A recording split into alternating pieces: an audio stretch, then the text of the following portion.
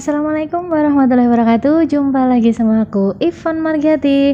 Nah, di video kali ini aku ingin banget mengajak teman-teman untuk belajar lebih awal tentang soal-soal seleksi kompetensi bidang untuk teman-teman yang daftar di bidang perpustakaan ya.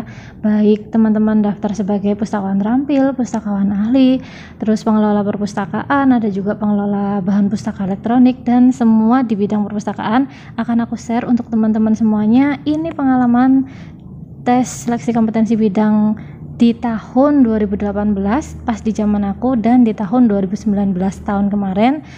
Dan insya Allah banyak banget yang DM aku kemarin, mereka dapat soal-soal apa, terus kisi-kisi ini akan aku share untuk teman-teman semuanya. Untuk para subscriberku, jangan lupa ya, selalu dukung channel aku juga. Bagi yang belum klik tombol subscribe-nya, silahkan klik dulu biar aku makin semangat untuk bikin kontennya, dan silahkan kalian like, komen, dan share ke teman-teman supaya lebih banyak orang yang mendapatkan manfaat dari videoku ini.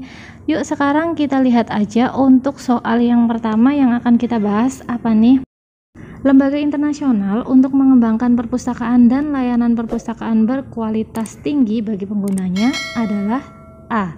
ASLIP, B. IFLA, C. ALA, D. LA, atau E. Konsal. Jawaban yang tepat adalah yang B. IFLA. Jadi ini singkatan semua ya teman-teman, akan aku jelasin satu persatu.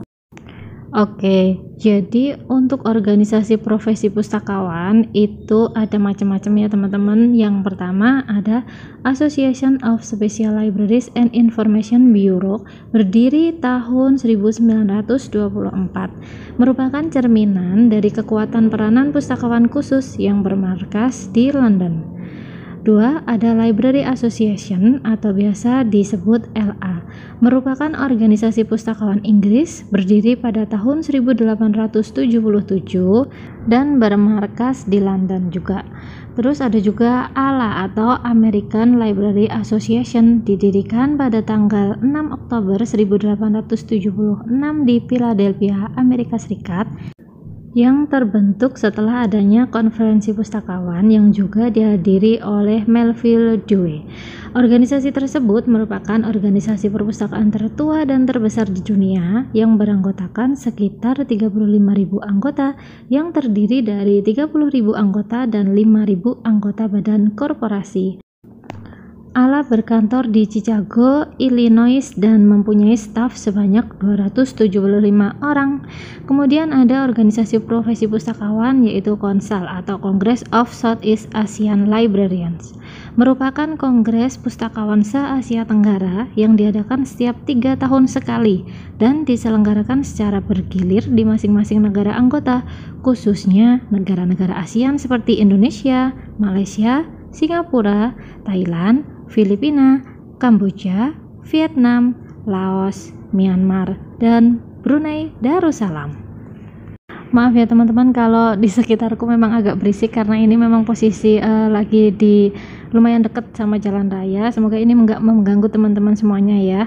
Sekarang kita lanjut ke soal nomor 2. Perpustakaan yang memberi kebebasan kepada pengunjungnya untuk dapat masuk dan memilih sendiri koleksi yang diinginkannya dari rak, merupakan perpustakaan yang menerapkan A. Sistem layanan terbuka, B. Sistem layanan tertutup, C. Sistem campuran, D. Sistem pinjam-meminjam, atau E. Semuanya salah. Jawaban yang tepat adalah yang A. Sistem layanan terbuka. Ini aku pribadi kemarin pas SKB juga dapat soal ini ya teman-teman. Jadi tetap yang masih aku ingat akan aku share di video-video aku nanti part-part selanjutnya. Jadi aku jelasin dulu tentang sistem layanan di perpustakaan. Itu ada 3 ya teman-teman. Yang pertama, sistem layanan terbuka atau open access. Dalam sistem layanan terbuka, perpustakaan memberi kebebasan kepada pengunjungnya untuk dapat masuk dan memilih sendiri koleksi yang diinginkannya dari rak.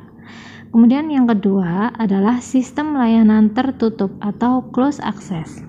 Layanan tertutup memiliki arti pengguna tidak boleh langsung mengambil koleksi bahan pustaka yang diinginkannya di rak, tetapi harus melalui petugas perpustakaan. Pengguna dapat memilih koleksi bahan pustaka yang diinginkannya melalui katalog yang disediakan. Yang ketiga adalah layanan campuran atau biasa disebut mixed access. Layanan campuran merupakan gabungan layanan terbuka dan tertutup. Layanan campuran ini biasanya digunakan oleh perpustakaan perguruan tinggi.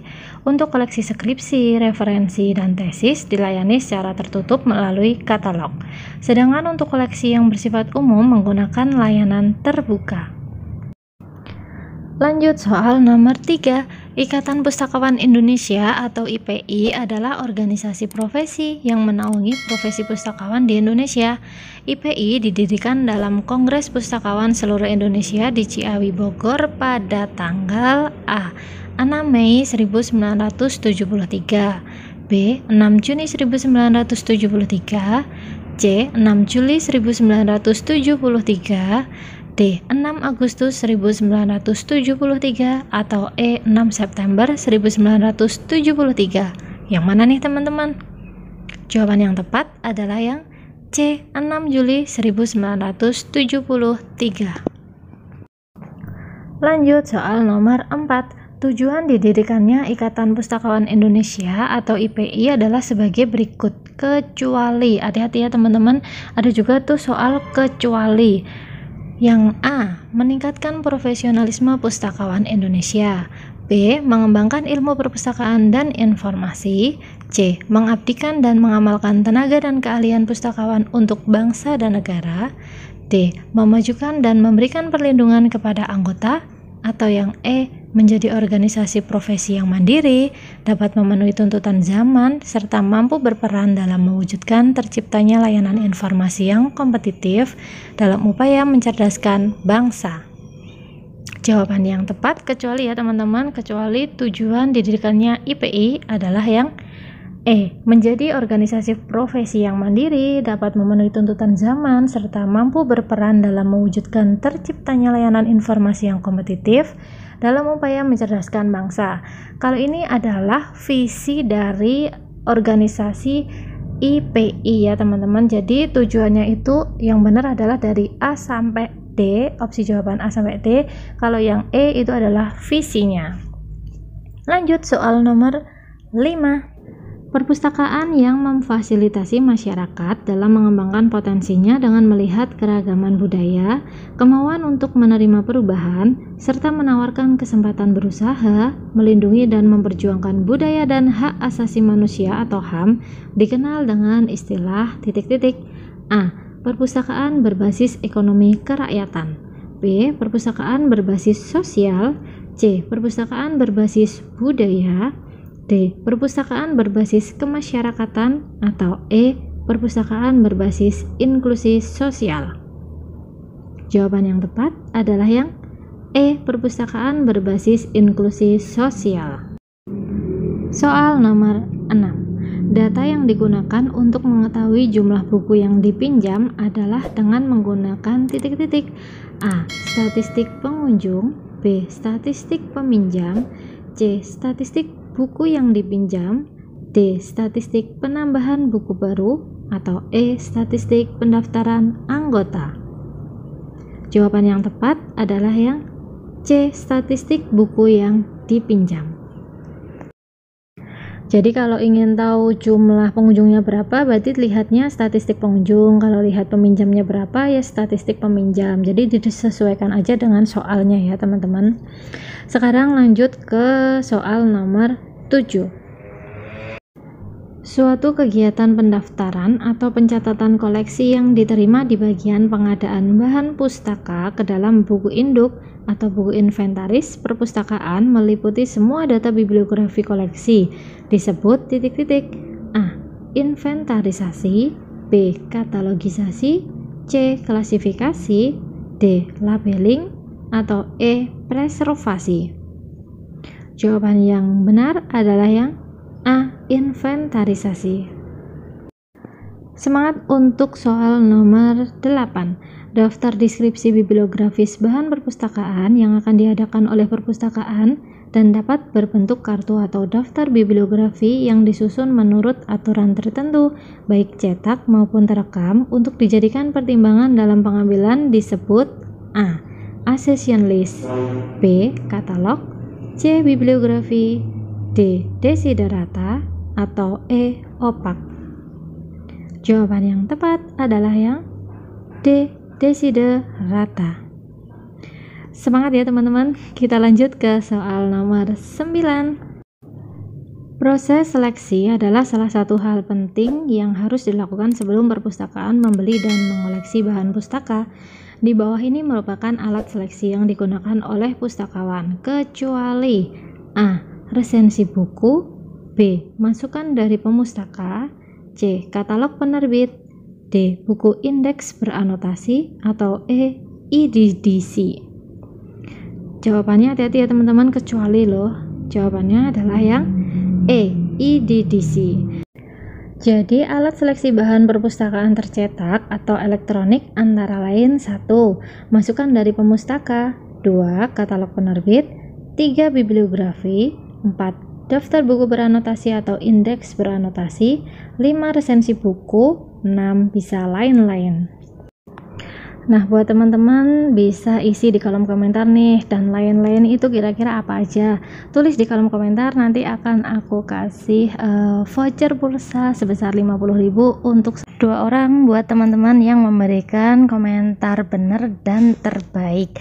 Nanti akan aku umumin setelah 2 minggu dari tanggal sekarang, yaitu tanggal 6 Agustus 2021.